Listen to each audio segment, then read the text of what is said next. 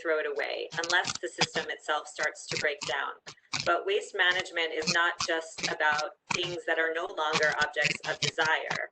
Waste management is a critical foundation for achieving many other goals, including protecting public health and safety, promoting economic development, providing employment, reducing greenhouse gas emissions, and keeping waste out of the environment and our oceans. And so it's really an essential part of both the emergency response, in particular with more waste created by PPEs and other protective material, and it's really critical to a resilient recovery. It feels especially significant to be hosting on this topic on the eve of World Environment Day tomorrow, and we're very grateful to all of the speakers that we're going to have on tonight for sharing their time with us. Before I turn the microphone over to Francis from the World Bank, our co-hosts, I want to remind everyone of the spirit of these sessions and the ground rules. These sessions are organized for practitioners to share knowledge. They are not officially on the record, so therefore, if you would like to publish for a media outlet any of the remarks of the speakers, please reach out to us and we'll connect you to the speakers in order to do so. Also, we are very pleased. We have about 400 people registered for this session tonight.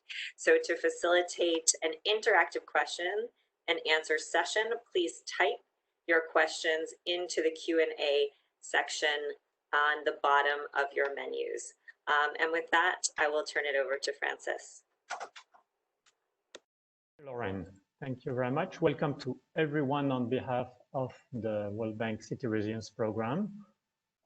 As Lauren said, tomorrow is World Environment Day. Monday is actually the World Ocean Day, and so we found it fitting to center today's talk around the challenging of managing waste in the context of COVID-19. We'll have two speakers. We actually have a very full program today. Dr. Jenna Jambeck, full professor in the College of Engineering at the University of Georgia. She'll talk about the impact of COVID-19 in the US and in particular in the recycling industry. Lakshmi Narayanan has been working with waste picker in the city of Pune for almost 30 years. She will talk to us about the particular challenges of waste pickers in the current circumstances. There was a cyclone in Pune just yesterday, so the connection may be difficult, but we will still try to go ahead with her presentation. They will speak for about 35 minutes, and we'll then open for question. But as I said, next week will be World Ocean Day, and today's session, in fact, is organized with the help of the Circular Initiative and of the Ocean Conservancy, two initiatives that aim to address the problem of plastics in the ocean.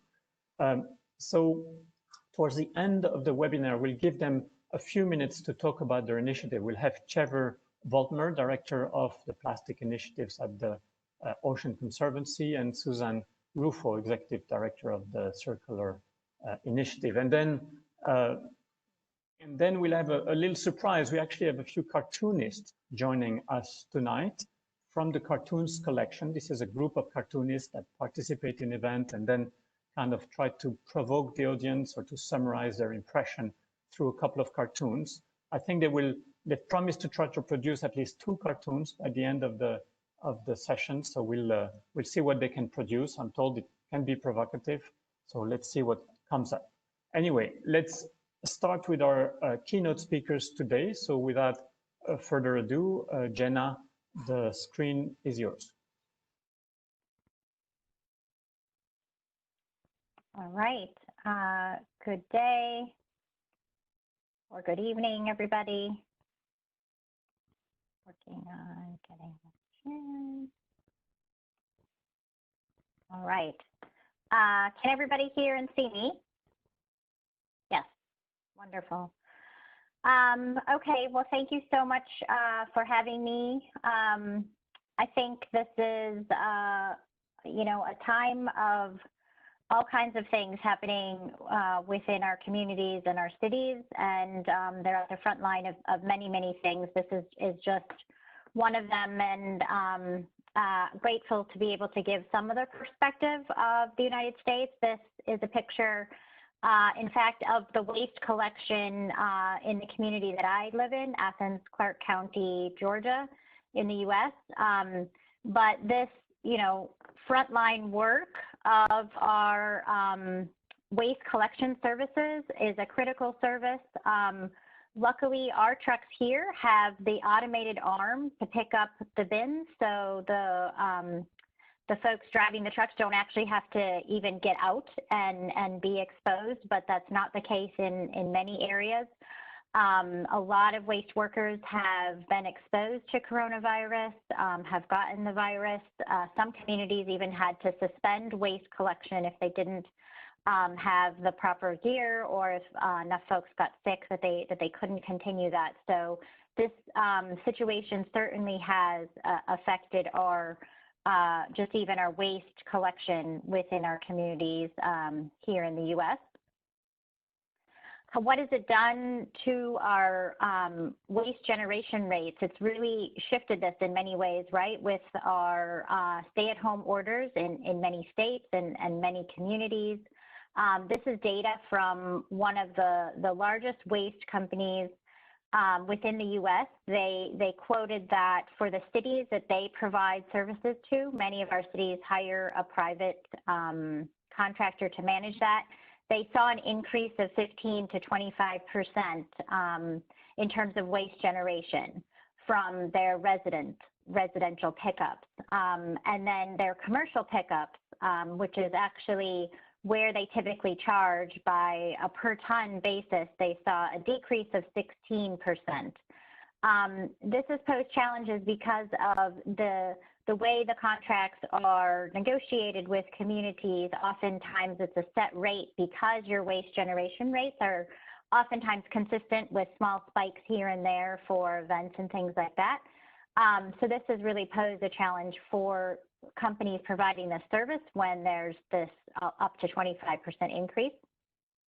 Some companies are even talking about going back to communities to try to recoup money from some of that decrease, I guess increase in service, but then decrease in economics that they've been getting. So this is a challenge. This is a challenge for communities. It's not their fault that this increase has happened. So a lot of companies are also trying to get funding from the government from some of the assistance programs. Another unfortunate outcome of some of this is an increase in single-use plastics outside of PPE. Of course, a lot of, and I'll talk about that in a minute in terms of single-use items.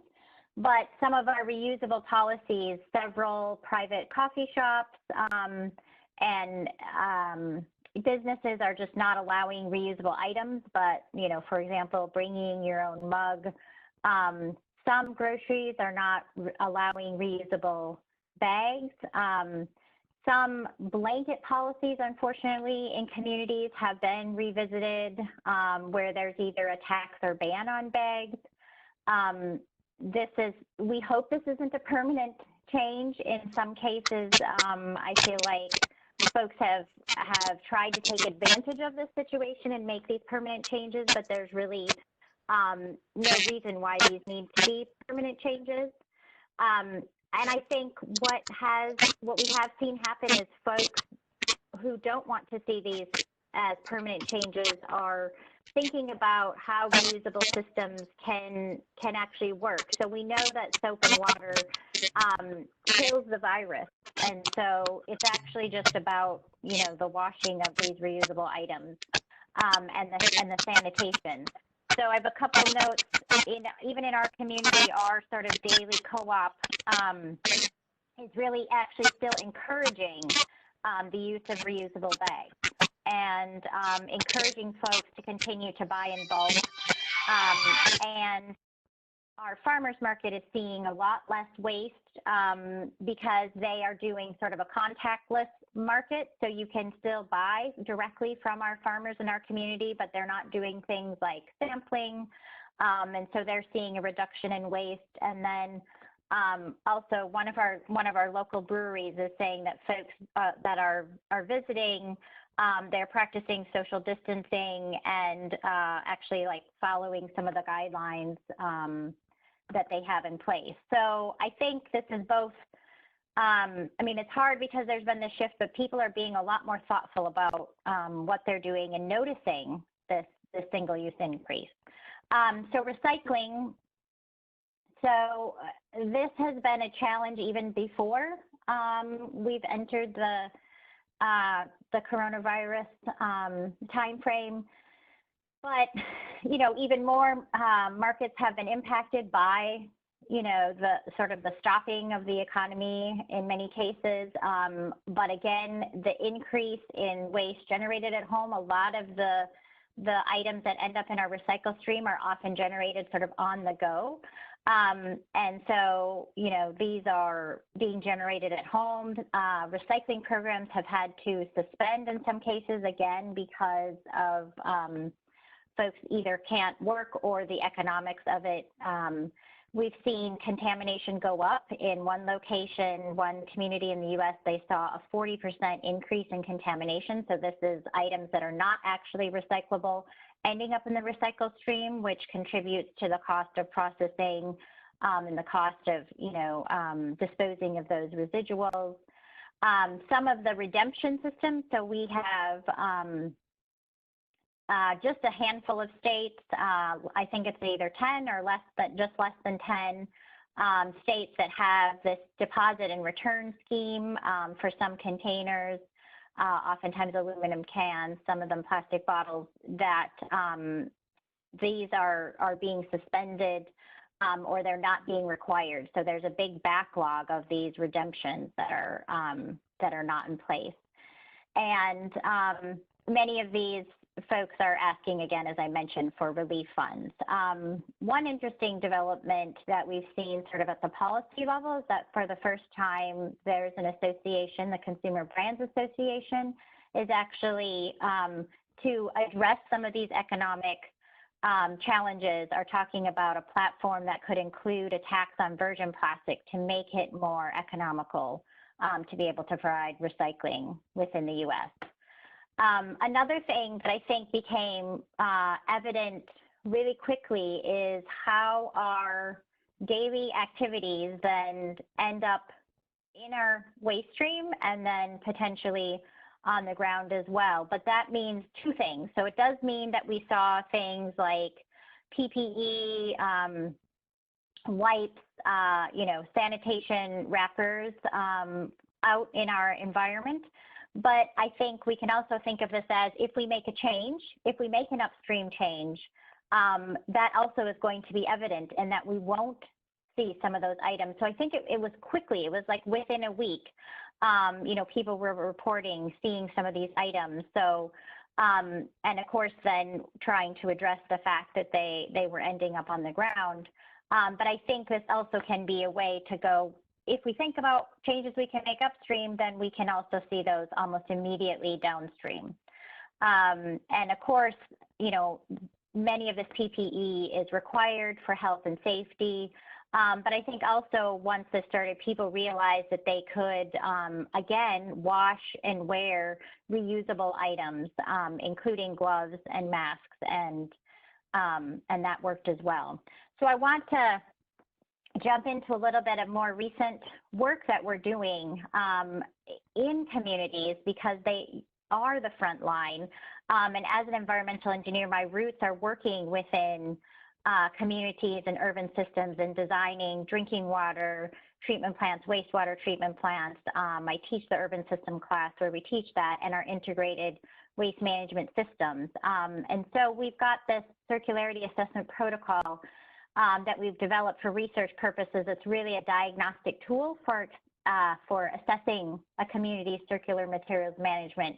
And it doesn't just tell you where you could make improvements, it tells you where things are working. And I think both of those things are really important to examine what is really working and maybe what isn't working. And it's this holistic approach with these 7 spokes that goes all the way from the input of a material, and in cases right now we're focusing specifically on plastic, often mostly on packaging plastic. So input into a community, how citizens and consumers are using those materials, what kind of products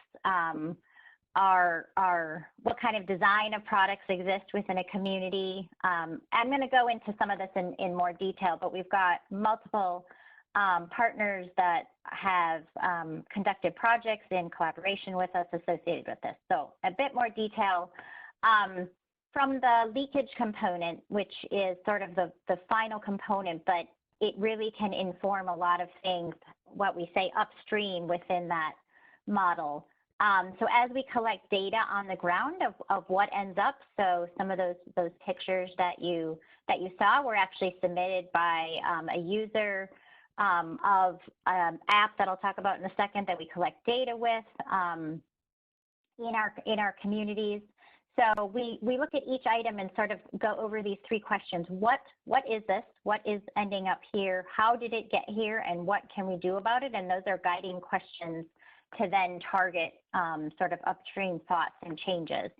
The tool that we use for collecting data for our research purposes, but it's an open data citizen science tool, is called Debris Tracker. It's powered now by Morgan Stanley. We have several partnerships. There's all kinds of customized lists in there for people to collect data within their community, because we've conducted work all over the world and know that items definitely differ.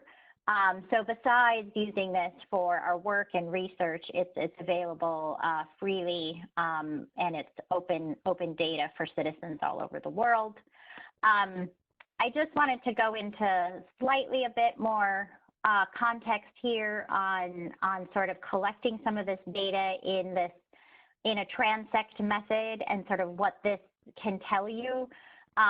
Besides mapping, what we see end up on the ground, there's all kinds of potential other factors, like we map waste bins, we map stores and restaurants, and I think one story here, if you look, there is a convenience store right here at the end of this, and this red color means that we had a high density of items on the ground, and this is relative to this community, not necessarily a global relativity.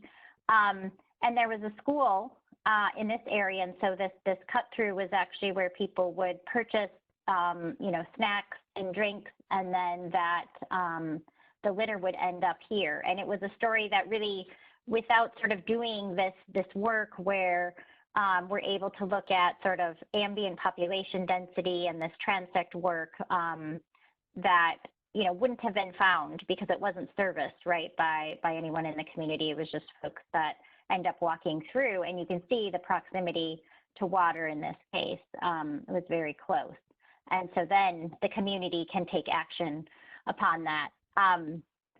So I just wanted to provide a bit more context here with some of these photos. So I talked about sort of this input, what is coming into your community, what is actually on the shelves, where does that come from? What brands are there? What are the most popular items that people are buying, and how are they packaged? How are consumers using these items? What is important to them? What are they? What do they feel they need, and what are their perceptions and attitudes about that? And then how are products designed? Are there any alternatives? Are there items within reuse? This is actually a reusable bag that looks like a single-use bag, but that stores can also give out. This use is a potential for reuse. Are there programs that are in place where folks can reuse items, and that can be as simple as a glass bottle reuse or as complex as new systems where there's a delivery truck of bulk items. And these are a bit more traditional metrics within communities, sort of your collection coverage, but it includes mapping of bins on the ground and their status.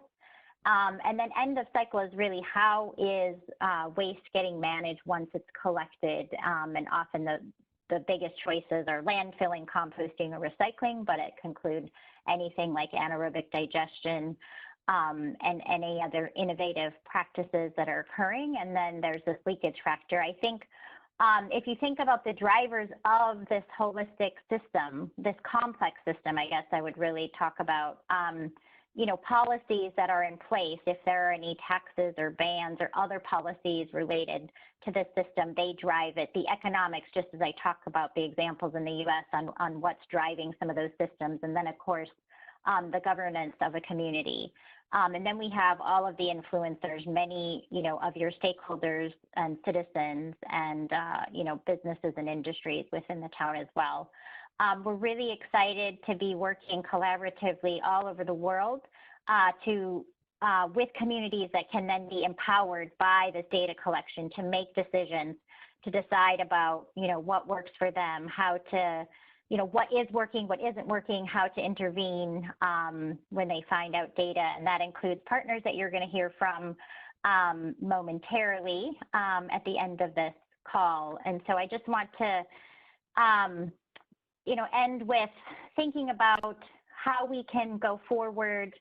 I think a lot of things I talked about were hardships that we're experiencing, but I'm also seeing a lot of innovation as people get sort of restricted and sort of, as an engineer, I see this happen a lot where we give people, I give students guidelines and specifications, right? And then they have to come up with something to do within that limitation. And I see that now. And so I see a big box of potential as we think outside of our normal boxes, because right now that all changed. And so, we have these different limitations and people are getting quite innovative and thinking about how we can be totally different moving forward. And with cities at the front lines, I think, there is an opportunity to think about that and look forward to the further dialogue and questions on this topic. Thank you.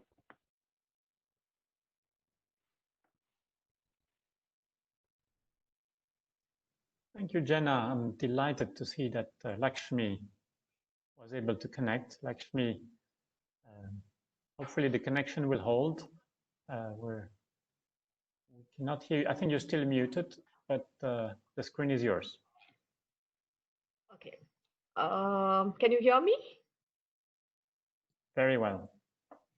So I'd like to start with a little context with the first slide.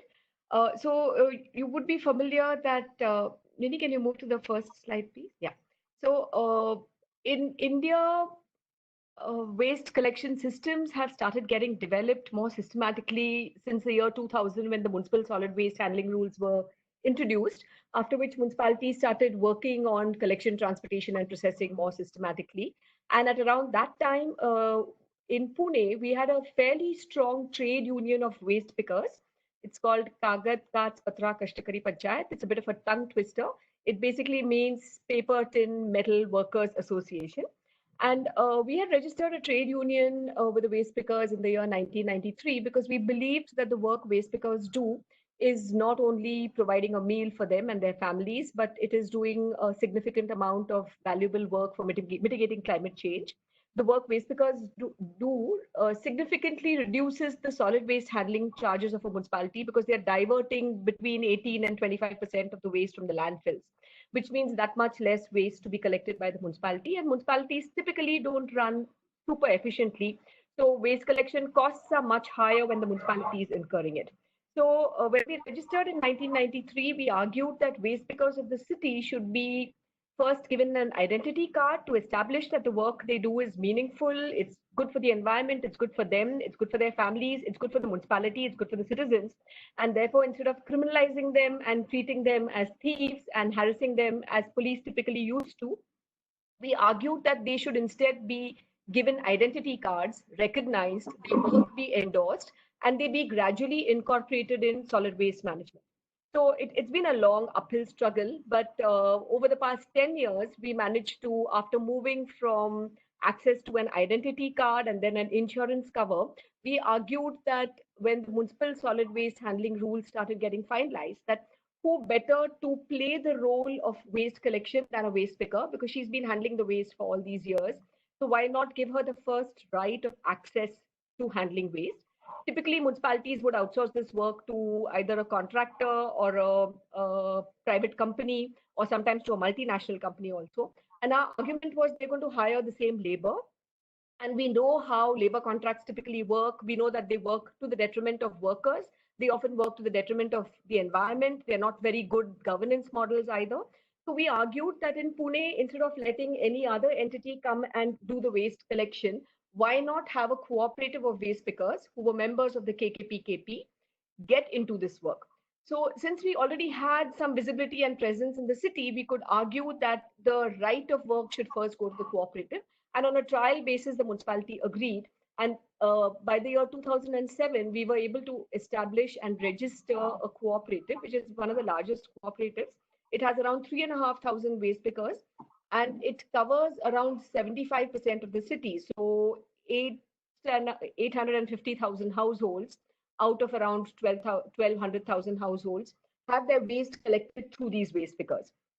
It's considered a pro-poor private-public partnership. It's a slightly different model because the municipality incurs a very small cost in waste collection through them, because the waste picker is paid directly for the service of waste collection by the service recipient. So every citizen or every commercial establishment or every hotel, every small shop, every slum dweller whose waste she collects pays her a monthly user fee, and that is part of her income. The rest of the income comes from the sale of the recyclables which she collects and segregates in their houses.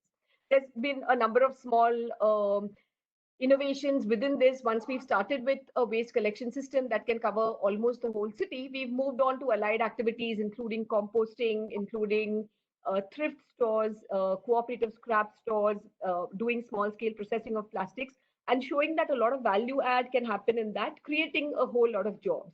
We also strongly, I mean, we know that it's established that recycling generates at least 4 times more jobs than waste to energy or processing that is environmentally problematic. So we've been promoting decentralized waste handling, collection, transport, and minimizing the transport of waste across long distances. So in Pune, this cooperative has been operational since the year 2007. And currently, around 3,500 waste pickers are collecting waste from, like I said, 850,000 households. 850,000 households. That's right.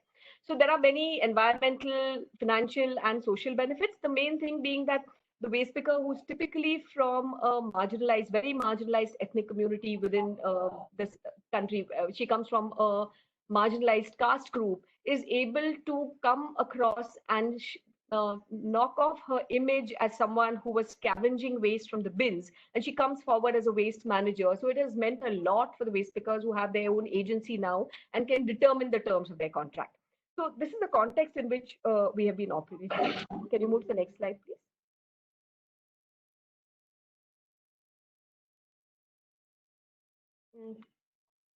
Can you move to the next?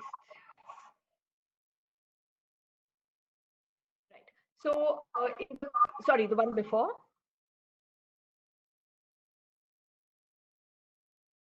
Right.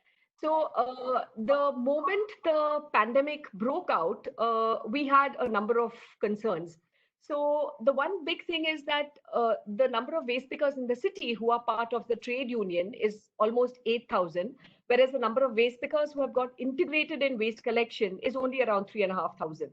So there's unfortunately a different hierarchy of waste pickers even within the city, and this is not typical of Pune. Across the world, where there are waste pickers, they are not one big homogeneous group. There are types and types of waste pickers who access waste from the landfill, from the city, from the dumps, from households, and depending on where they're working and what kind of communities they serve, their income levels also vary, their terms of work also vary. So the same is true in Pune. In Pune, what has happened is that the municipality's waste collection system depends on SWaCH. So the work of the SWaCH waste pickers has been deemed as essential work. However, the work of itinerant waste pickers who are part of KKPKP is not considered essential work.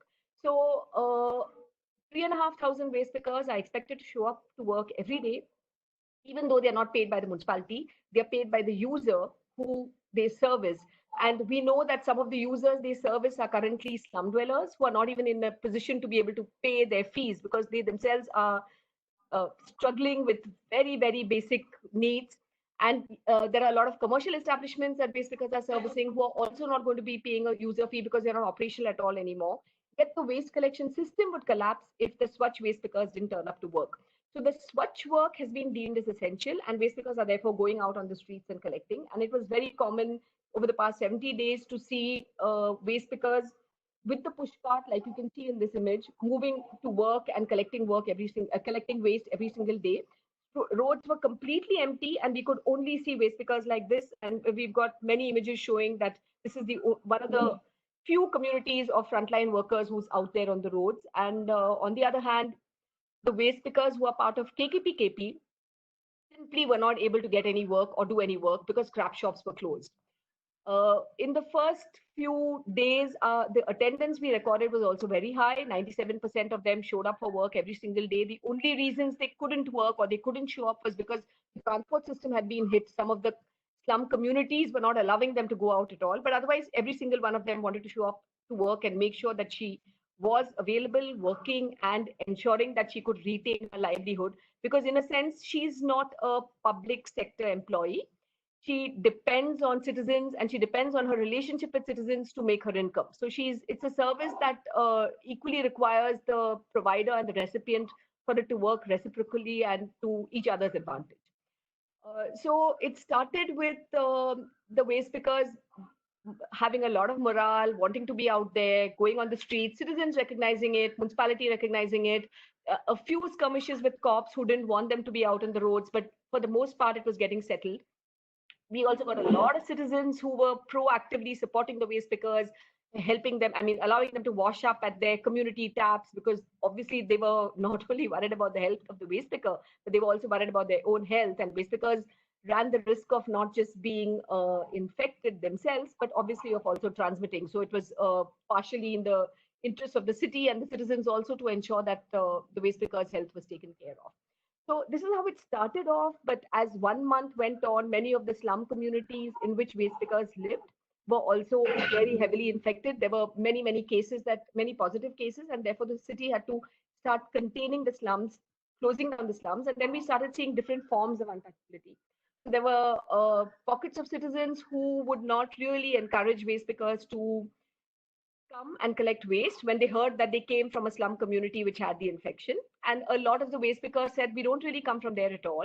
But citizens had already started closing doors. And what happens when such a waste collection system breaks down is two things. One is, of course, the waste pickers started turning around and questioning the citizens and asking them, where did COVID really come from? It's not as if we traveled abroad and brought it to our country. It's all of you who probably potentially went on flights and came back and somehow transmitted it. And now you're looking at any slum dweller as potentially a source of infection. And that's so completely unfair. That's not the way you should be looking at us service providers. So there was a little conflict. There were some skirmishes. There were some citizens who took this point of view. They understood this and they started working to encourage more waste pickers to come forward. There were all kinds of experiences.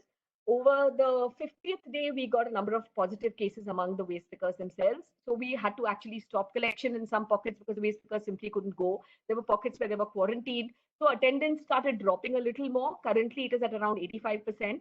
And Pune is one of the hardest hit cities in India. So we still do have a lot of cases and the spread is also quite wide. So we're looking at alternative mechanisms for waste collection. We've been working closely with the municipality to look at alternatives wherever the system has not been able to function like it was earlier. Can you move to the next slide, please?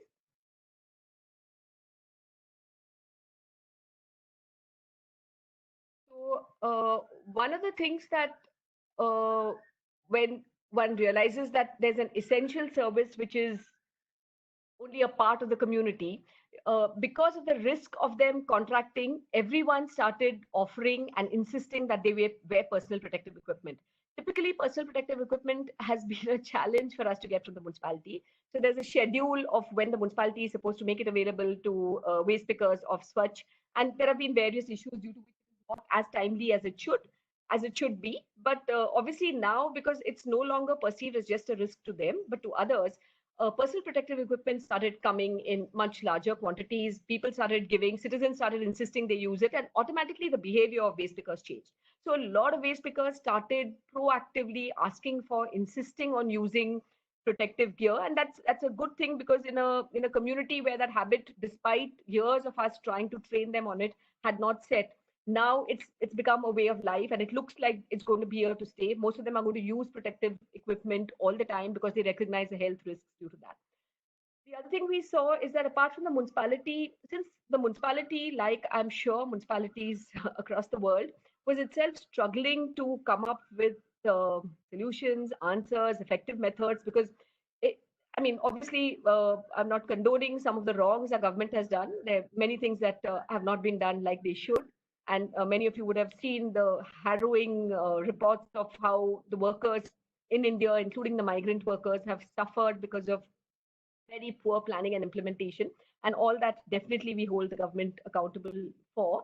But to some extent, we recognize that the government simply doesn't know what to do, because it's literally changing every day. They don't know what it's going to look like. They simply don't have the infrastructural capacity to handle it. Predictions are going wrong. Nobody knows how this is going to pan out, and it's difficult when one is talking about the numbers that we are talking about in our country, the densities of population we're talking about in India. What has happened, therefore, is that civil society has stepped forward in a big way. I'm talking about corporates who've come forward, individual citizens, middle class citizens, poor citizens who've just come forward, helped people as they walked on the streets, helped groups like waste pickers, decided that it is time to step forward and play some role. The problem has been channelizing and ensuring that the role they play is actually useful. But we have definitely seen a fairly large outpouring of citizen support for various processes. Can you move to the next slide, please?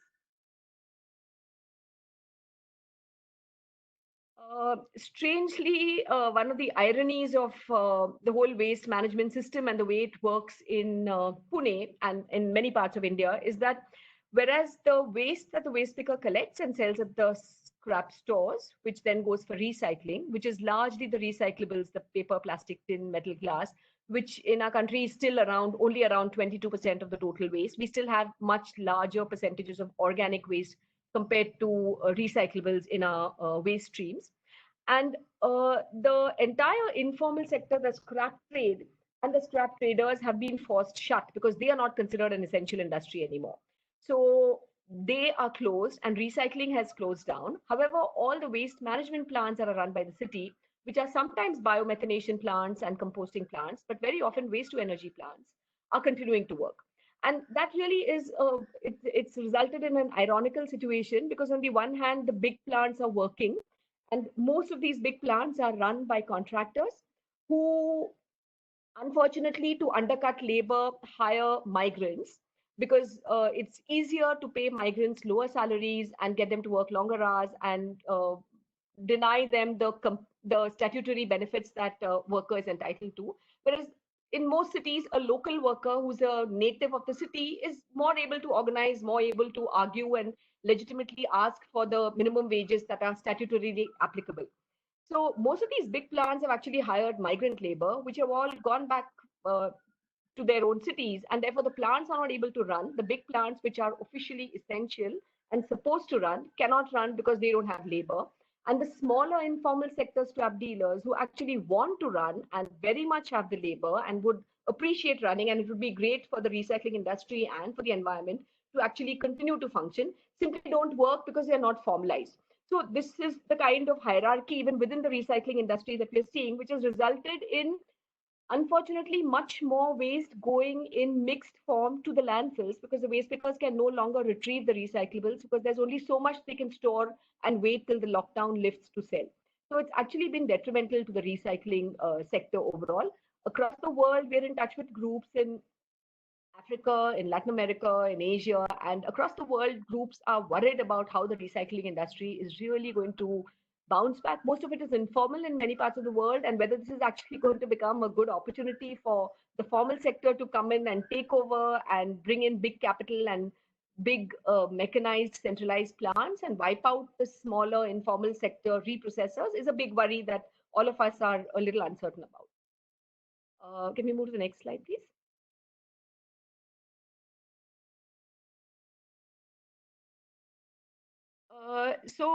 In this context, the workers and the sector itself has obviously very many big requirements. One is, since workers have to continue to work despite the fact that they are not sure of an income, at least waste pickers, because they have to provide a waste collection service. There's a risk if they don't provide it that the city's mechanism will break down, and that will cause a lot of other problems. And therefore, they go every day to collect waste. They're not sure of a user fee. They're not sure whether they'll get an income, and they don't have scrap shops to sell the material to. So they are stuck with having to provide a service, in running the risk of infection and putting themselves at high risk, and yet not being sure of an income. So we've had to provide a whole lot of support material for them. We've put out an appeal, if you can share that appeal. We've put out an appeal requesting citizens to support in the form of cash, in the form of material, in the form of personal protective equipment, in the form of rations. Can you just cast the appeal, please? And the request that we've made really of citizens is that while the waste picker is out on the streets because she cannot afford to work from home, you can. So just like she's doing what she can to protect your health, we are asking that you try and protect her health by contributing to either funds, either in cash or kind, to supporting her. And to be fair, I mean, of course, this is it's still the initial days, although we're already 2.5 months down. Right now, we have still seen a good amount of support, but we know that this kind of support is going to dry up. People are going to lose their sensitivities over a point. They're going to struggle themselves. It's not going to be possible to sustain in this manner. So we do need to look at other ways to strengthen and make sure that the informal sector can survive without these kind of handouts every time. We can just move to the last slide and I'll stop. So what are the key learnings that we take back from here? So one of the things that we've been arguing with the municipality is one thing that we promote and which has simply not gone forward to the extent that we would like it to is in situ composting and processing. Like I said, in most cities in India, our waste characterization is such that we are actually generating less than 22% of the total waste is recyclable. There's a small percentage, currently still a small percentage of waste that is not recyclable, which basically means that it's simply not economically viable to recycle it. And then we have a good 60 to 70% of waste that is organic and that can actually be converted to either compost or biogas in decentralized places. Not only does this mean that it will significantly reduce the transport costs of waste and reduce the carbon footprint in waste handling, but it also generates a whole lot of employment because people can service compost pits. Citizens can get good quality compost. Citizens can ensure that they are, I mean, there are a lot of places where terrace gardens are being managed. It's possible to actually create a whole lot of employment opportunities, improve the kind of waste that they are handling and make it more of a resource. It's a great opportunity right now because citizens are at home, they're willing to engage, they are working out of home. So you do need to spend a little time looking at your waste, looking at the possibilities of what you can do with it. And it gives us more time to engage. So the time is good. Citizens are probably in a philosophical state of mind across the world. One is seeing citizens commenting on what lessons we are learning about capitalism in the course of this pandemic, various things. So it's probably a good time to get people to adapt and look at newer, environmentally robust systems of handling waste. And we feel if we can really use this opportunity to decentralize operations, ensure that there's much more in situ composting, less transportation of waste, more strengthening of the informal sector, we might have models that don't require this level of dependence on the city and the state, because we are clearly seeing that those machineries are not working or are not able to deliver like we expect them to. I'll stop there. I think I've consumed my time as well. Thank you.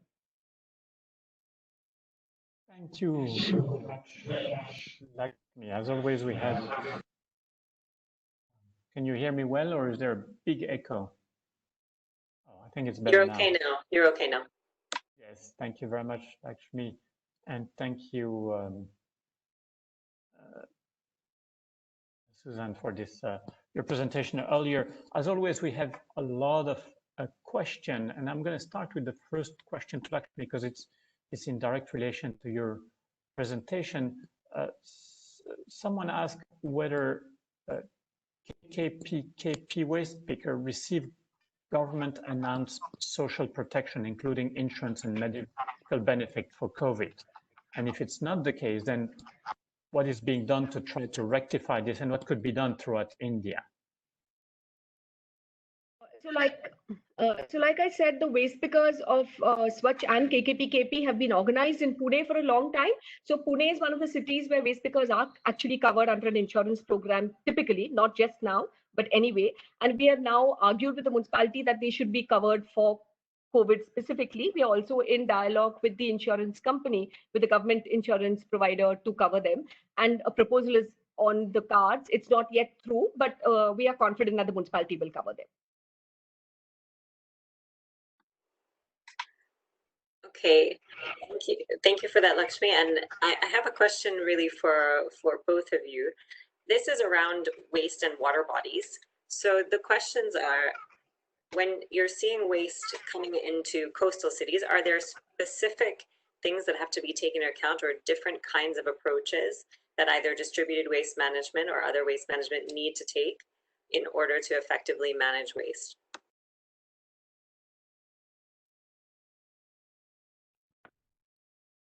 So I don't know, Jenna, if you want to go first, and then maybe we'll hear from Lakshmi. Okay. So yeah, I mean, I don't think we have much different characterization of waste. I think we find, I mean, I guess I'll talk generally sort of about the U.S. For this answer. You know, a lot of our larger cities are along the coast, so we tend to see, you know, a lot more waste generation there. I think probably for us, a lot of movement happens around the coast, right? You know, in our case, before the import bans within China, over half of our recyclables were being shipped out of our coastal ports. And so, you know, those are really hubs. Our sort of recycling hub within the U.S. Is often, well, we have several facilities within the Southeast. And I think a lot of the ports, on the West Coast were where a lot of, you know, materials were getting shipped out of. So I don't think necessarily characteristics of the waste stream change. Obviously, the potential for items that end up in our environment it's a lot more likely that they will end up in the ocean along the coast. So just being aware of that leakage and changing those upstream, making those upstream changes where we prevent that in the first place is, you know, a critical component. But I just don't think we should, you know, ignore the internal, you know, the inland areas, because the rivers, our river systems, like for the U.S., the Mississippi River right in the middle of our country is a huge conduit to the ocean and drains, you know, significant portions of our country and a huge agricultural region. And so I think, you know, those are not to be ignored by thinking only about the coast for sure.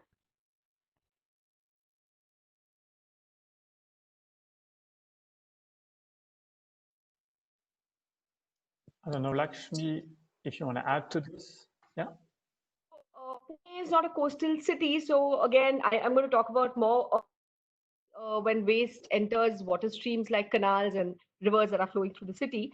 In this particular context, typically when waste collection systems break down for any reason, or when communities don't want to participate in a doorstep waste collection system, those who are close to these end up, and they're very often poor communities, waste there because the of having waste collected is higher very often, and these communities are unfortunately not serviced. And when they are serviced, the costs are pretty high for them. It's not very often a free collection system offered by the city.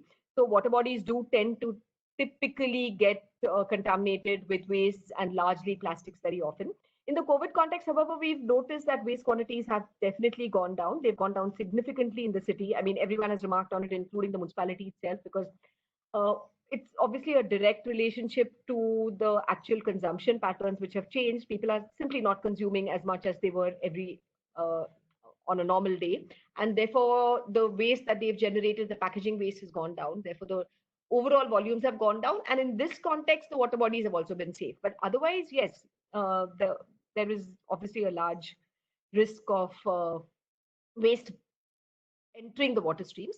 The big argument we have here really is that the kind of waste that goes there is usually waste that it is not viable for anyone to recycle. So it's a small shampoo sachet, small packets of milk, which are so thin, made of such light plastic, that it is not economically viable or meaningful, even for a very poor waste picker, to bend and pick it up so many times to make a kilogram of waste. So very often when manufacturers claim that these plastics are recyclable, like a lot of big manufacturers are, I mean, everything is recyclable, we understand that, but the point is not whether it is recyclable or not. Everything will be. All of us are, so everything will be. The issue is, does it actually get recycled? And the fact that it doesn't get recycled proves that it is not viable to recycle, that unless someone is willing to pay that viability gap funding to ensure some of these items get recycled, it is not going to get recycled. And therefore, some of these materials which typically enter water bodies are problematic because the quality of the material, the packaging material, is such that it's very difficult for cities and for waste collection entities to actually organize collection around those kind of materials. Thank you. And that's actually a note I want to turn from, that challenge that is so difficult for cities, and also to make work for informal waste sectors along water bodies, along coastal cities as well as riverine cities to deal with. And I want to open up the floor to two additional experts who we have on the line today. We have Susan Rufo from the Circularity Initiative and Seva from Ocean's Conservancy, who are going to share some additional thoughts and an announcement with us. So greetings wherever you are. And I thought that when I was going to speak this morning that you might be wondering what an ocean conservation NGO is doing in this space. And I think Jenna helped to preemptively answer that question. The ocean is the world's ultimate trash dump.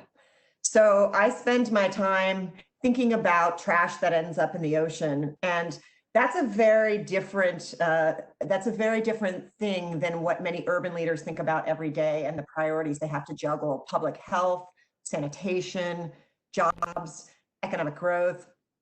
But our thought was that by taking a step back and designing solutions that address these wider priorities holistically, that perhaps we might be able to accomplish more together than we could alone. So I actually first met Lauren last July at the 100 Resilient Cities Summit, when a couple of colleagues and I went to see if this idea might resonate with city leaders and to start a conversation. So the result of that conversation is the Urban Ocean Program. And it brings together not only Ocean Conservancy, but also the Global Resilient Cities Network and the Circularity Initiative to design and incubate, scale, and share holistic solutions to waste management solutions. So on June 2nd, Tuesday, for most of us, we announced our first cohort of cities for the Urban Ocean Program. And so we are delighted that we'll be working with Can Tho in Vietnam, Samarang, Indonesia, Pune, India, Malacca, Malaysia, and Panama City, Panama as our first cohort of cities. And we'll also be working with some other cities who will participate as observers and mentors.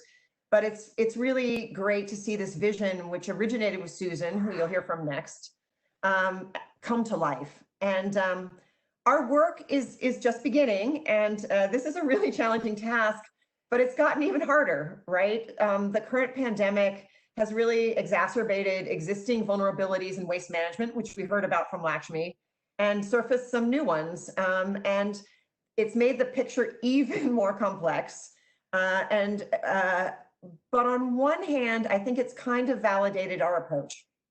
We will just have to apply an even broader lens to this challenge as we move forward and make sure that we take the most vulnerable with us, especially the informal sector collectors on the front lines of this problem. And I was really taken by Lakshmi's presentation because I think it captured both the progress that's been made in a city like Pune and some of the challenges ahead, right? But it also surfaced some opportunities, right? The statistic that recycling generates 4 times more jobs than waste to energy demonstrates this very nicely. So this crisis has shown that we can change and we can change quickly. What we need to do now collectively is to figure out that we change for the better, figure out how to do that, so that as we shift from crisis to recovery, we're building back better and more resilient systems. So we're looking forward to seeing how this partnership can drive change on the ground, and we're really excited to be part of it. So thank you. Thank you, Shevers. Susan, I'm turning it over to you. Thank you. I just want to say that the Circularity Initiative is really excited to be partnering with the Global Resilient Cities Network and Ocean Conservancy and this amazing group of cities, including Pune, on this effort on urban ocean. You know, our mission is to end ocean plastic and build thriving and inclusive communities, and we do that by advancing circular economy. And a critical piece of that is obviously these sustainable waste systems that are inclusive and just. And I can think of no better place to do that but in cities where everyday mayors are grappling with problems of public health and economic development as well as sanitation. So I think the Urban Ocean Program is unique in that we are working with mayors and with city leaders and with communities to advance their priorities on all of these things: economic development, health, as greenhouse gas emissions, as well as reducing ocean plastic.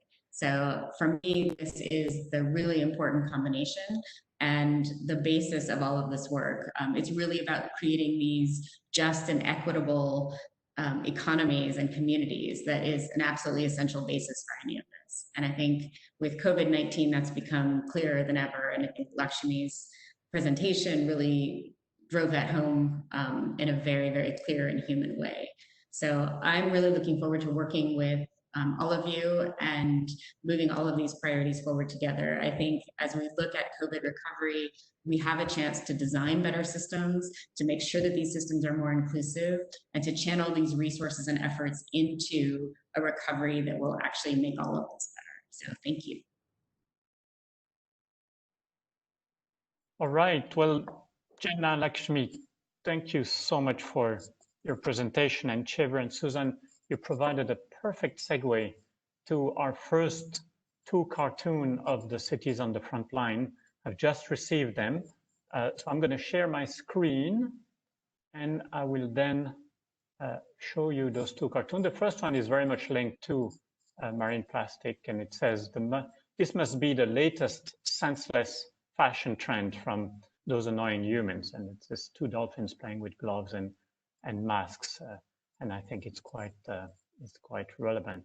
The second cartoon is a bit more provocative, but I think rightfully so, something we all need to reflect on. And Lakshmi, I must say your message is heard loud and strong. And I actually would like to put you in touch with the World Bank team working on these issues, because they feel very strongly the same way. And it's sometimes difficult to balance the interest of all the different parties in large scale program working with cities, but they would definitely be interested in connecting with you.